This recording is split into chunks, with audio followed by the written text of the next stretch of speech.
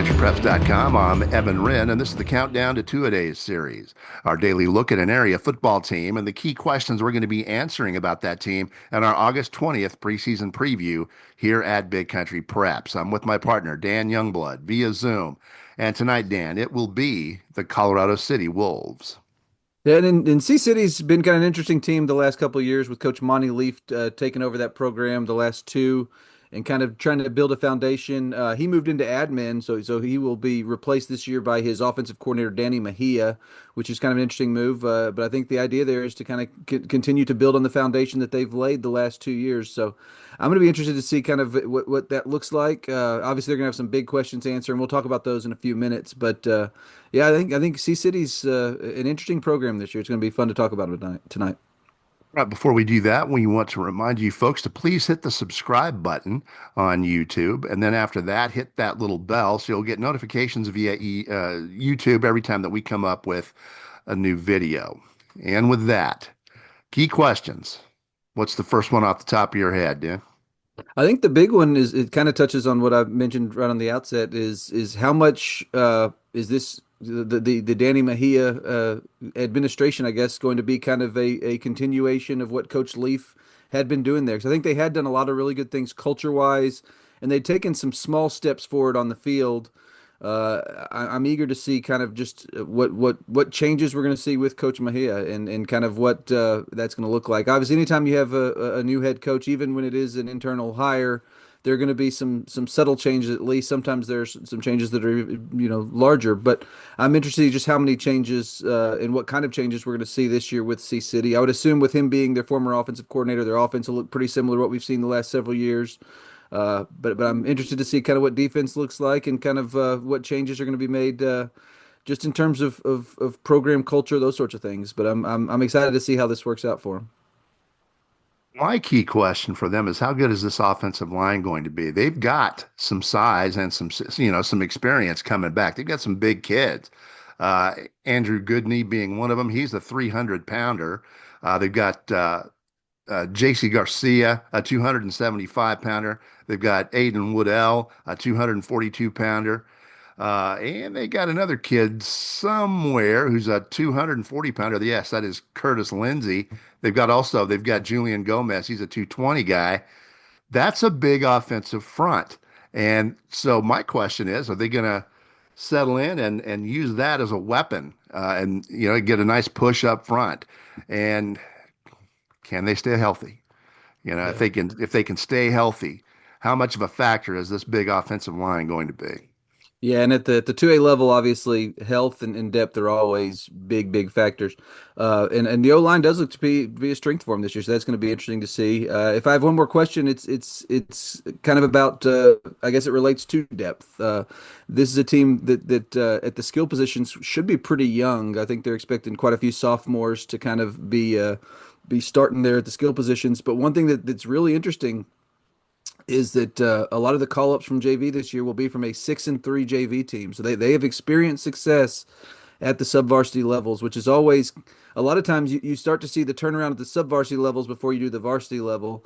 And I think that may be what we're seeing here. You're starting to see a group that's starting to learn to win. And I'm interested to see how those kids kind of bring that up to the varsity level with them. I'm interested kind of how prepared that group will be to contribute and because I think they're going to need to. I think you talked about the experience in the offensive line. I think those skill guys, you're going to need some of those young guys to step in there and be contributors. So I'm interested to see how quickly they're ready to do that. The one thing I know that Coach Leaf was excited about last year and beyond was that they were starting to finally make some of that progress in the weight room. You look at what some of the things they did in powerlifting and those sorts of things. They were starting to really buy into that side of it. So that's another thing that could be a strength for them, particularly up front when you've got an improved weight program. You've got some sophomores coming up from that JV who have experienced some success. So I think there's a chance that Colorado City could be ready to take a larger step forward this year.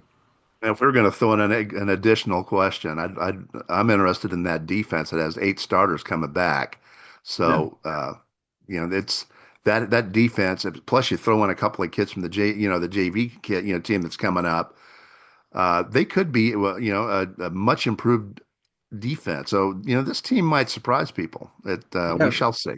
just on paper, there are a lot of signs that look like positives. So it's going to be interesting to see how that plays out for Coach Mejia in his first year. Absolutely. All right. And with that, we're going to take a look here in a bit at Colorado City's schedule for 2025. But before we do that, we want to thank a few of our sponsors. Beginning with For the Love of the Game Broadcasting and our old friend Terry Slavens, owner of K-Lakes 93.5 FM out of Breckenridge, 97.7 FM KATX out of Eastland, Classic Country AM 1330 out of Graham, 94.7 FM KWKQ out of Graham, KROO 1430 AM out of Breck, and KWBY 98.5 FM out of Ranger. That is For the Love of the Game Broadcasting. Also, Rob Durham, sales consultant at Bear Chevrolet Buick Cadillac up in Breckenridge. If you're in the market for a new vehicle or a used vehicle, call Rob. He's one of the nicest guys you'll ever want to meet. Give him a shout at 254 559 2266. That's Rob Durham up at Bear Chevrolet Buick Cadillac in Breckenridge.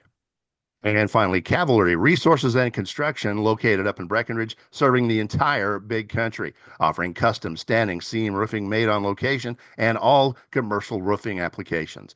Give Kobe Walker a shout at 254 246 5546. That is Cavalry Resources and Construction in Breckenridge. All right, and with that, it's time to take a peek at Colorado City's schedule for 2025. We'll begin with the non-district portion of that. They'll open at home against Seymour on August 29th, and I think that's an interesting game, Dan. That Seymour team is going to be improved. I think Colorado City is going to be improved. That should be an interesting ball game in week one. Then they'll go to McCamey on the 5th of September. They'll go to Tahoka on September the 12th. A week later, they'll be facing San Angelo Grape Creek in a third straight road game on September 19th, and then finally coming back home to face Bangs at home on the 26th to close out their non-district portion and head into the open date.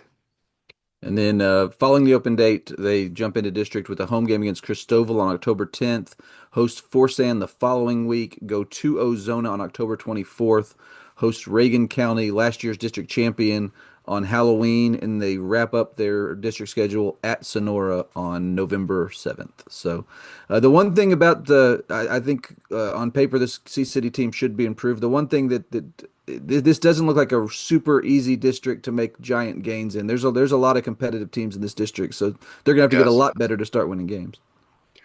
All right, key games for them. What are the key games of the year for Colorado City, or perhaps even the game of the year in your viewpoint? Honestly, that's a hard one in this district because it's such a Yes. competitive district. It's hard. Like Yes.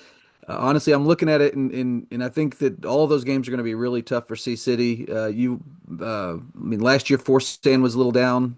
They're going to have a new coach, and that's going to be a kind of a rivalry game with those two teams with uh, uh, proximity. But so I think that Forsan game in the second week of district will be a big one. Sonora was a little bit down last year, but they're all tough. This is just a really tough district to make gains in. Yes. Yes.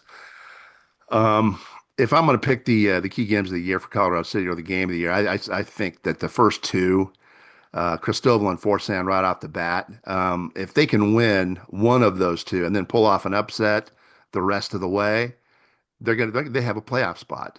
They need to split that first two. If they win the first two, then they're playing with house money after that. So Mhm. I think those first two games in district are going to be very important for Colorado City's playoff chances. Yeah, I agree. And I think the non-district schedule shapes up where they do have an opportunity to win a few games and maybe get some confidence. Like you saw that last year with the wins over Grape Creek and Bangs in back-to-back weeks heading into district. I think if they improve to the level they should, they might be able to get an extra win or two in non-district, and then you go into district with a little bit more confidence. But once you at league play, every game's going to be tough. So it's going to be interesting to see how that plays out. One nice thing for the Wolves, those first two games, which are, in my opinion, quite important, are both going to be at Wolf Stadium. They're Yep. both at home, so that lines up nicely for Sea City. And they do get they get three of their five district games on their home field, which is obviously nice, particularly after last year having to go on the road three times. Yes. All right, and with that, it's about time to wrap up this edition of the Countdown to Two-A-Days series, the Colorado City Wolves. But before we do that, we want to remind you, August 20th is the big day here at Big Country Preps. That's the day that we release the most comprehensive look at Big Country football and the surrounding area of any media source in the Big Country or across the state for that matter. Don't forget, August 20th at bigcountrypreps.com.